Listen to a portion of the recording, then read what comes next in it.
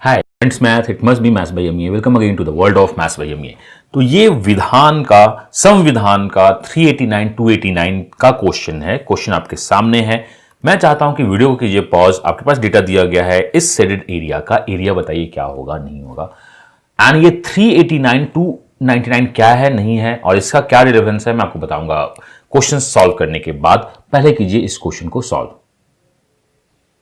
तो I hope आपने video pause किया होगा, क्वेश्चन को सॉल्व किया होगा। So you have nothing but parallel line passing through the points. अगर आपके पास पैरेलल लाइंस होता है, पॉइंट के थ्रू पास करता है, तो it's nothing but Thales theorem और बेसिक प्रोपोर्शनलिटी थ्योरम लगाते हैं। तो चलिए इस क्वेश्चन को करते हैं सॉल्व।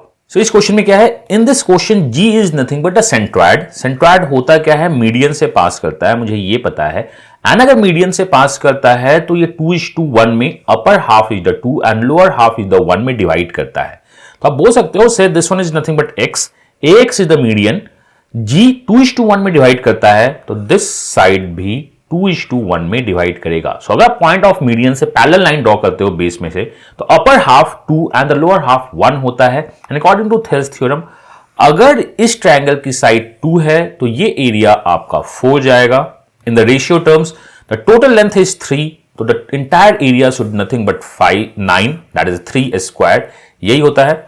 क्यों, मैं आपको फिर से रिपीट करता हूं, since the upper half and the lower half ratio is 2:1 by the median, ये मुझे पता है 2:1 है, तो मैं इसके बेस को मान सकता हूं 2, इसका बेस जो होगा 2 होगा, and this entire base is nothing but 3।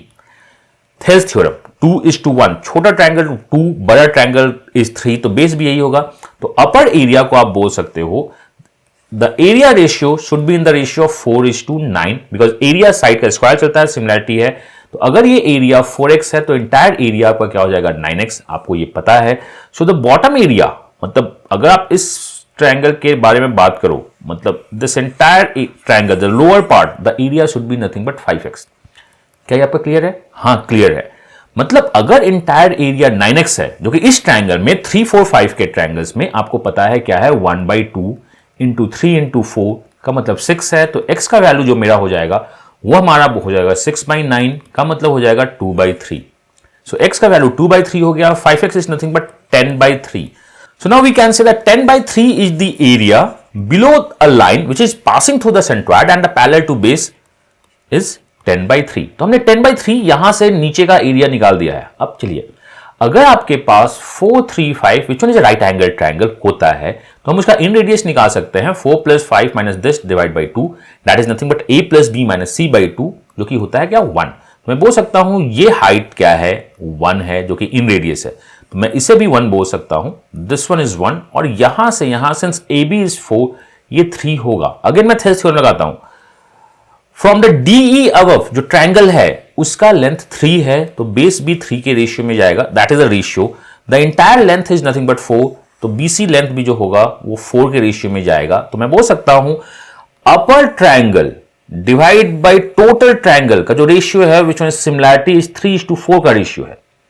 तो अगर आप एरिया रेशियो निकालना स्टार्ट करो upper triangle to the total triangle, अगर साइड 3:4 है तो एरिया 9:16 जाएगा, ये मुझे पता है। Means upper area if 9x, the entire area should be nothing but 16x, तो लोअर एरिया जो होगा वो आपका होगा 7x। क्या ये सही है? हाँ ये सही है। तो 16x का एरिया अगेन 6 है, तो आप x के बारे में बात कर सकते हो 6/16, इस ट्रायंगल का x उस ट्रायंगल के x से अलग है, इस 3/8, तो ये जो एरिया होगा ये होगा 21/8। तो देखिए हमने ट्रायंगल्स का एरिया मतलब डिफरेंट पोर्शन का एरिया निकाल दिया।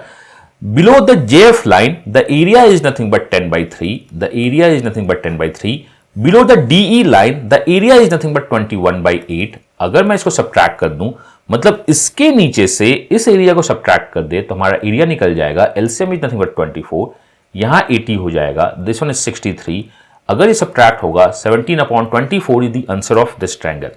तो अगर आप पॉइंट के थ्रू पैरेलल लाइन ड्रॉ करते हो तो कहीं ना कहीं आपके इसलिए थेल्स थ्योरम लगता है। ये एक राइट एंगल ट्रायंगल था, तो इसको निकालना बहुत इजी होगा। मुझको पता है कि बहुत लोगों को ये बातें समझ में नहीं आई होंगी, मैं फिर से बताने की कोशिश करता हूं। You just need to go for the ratio, that is 2:1 is the ratio. Then ratio को आप कन्वर्ट कर दो थेल्स थ्योरम से एरिया में। यहां पे this length is the 1 because in radius निकालना बहुत ईजी है, नहीं होता तो भी बहुत सारे मेथड है। और this one is nothing but 3 because 1:3 का रेशियो जा रहा है. So the area ratio is nothing but 9:16 total triangle की अगर आप बात करो तो lower portion area is nothing but 7x. 16x is equal to 6. How come 6? Half into base into height for the 3, 4, 5 triangle. So x is equal to nothing but 3/8. 3/8 को आप यहां put कर दो. This becomes nothing but 21/8. 10/3 minus 21/8 is the required area. So answer of this question is 17/4. तो अगर कहीं भी doubt हो तो आप रिवाइंड कीजिए, कॉन्सेप्ट के पीछे की गहराई को खोजना स्टार्ट कीजिए. अगर आपको डाउट हो तो आप मुझको बताइए, मैं आपको बताऊंगा. ये सारी बातें आपको पता होनी चाहिए अगर आप सक्सेस को टारगेट कर रहे हैं. तो answer of this question is 17 divide by 24. यही हमारा इस क्वेश्चन का आंसर है. एंड मैंने इसको 389 और 299 क्यों कहा? Because 389 is the total members of the assembly and 299 is the total members of assembly after the partition. हमने यहां पार्टीशन किया है तो ये पार्टीशन का है. और आपसे ये क्वेश्चन पूछ सकता है total members of the assembly before partition and the after partition कितने थे कितने नहीं थे, या आपसे डेट दे सकता है कि इस डेट को मेंबर्स कितने थे. तो anyway this one is a great learning. I hope so आप सीखिए. डाउट्स हो तो आप रिसर्च करो कि देखो अगर आपको समझ में नहीं आया है, अगर आज का सेशन आपको समझ में नहीं आया है तो आपको ये समझने की जरूरत है कि आपको क्या समझ में नहीं आ रहा है. और ये तो क्वेश्चंस आपको बनने चाहिए अगर आप किसी भी बेसिक एप्टीट्यूड एग्जामिनेशन के लिए जा रहे हो. तो मिलते हैं आगे संविधान के सारे वीडियो के साथ बहुत जल्द आपके लिए. God bless you, happy learning and bye bye.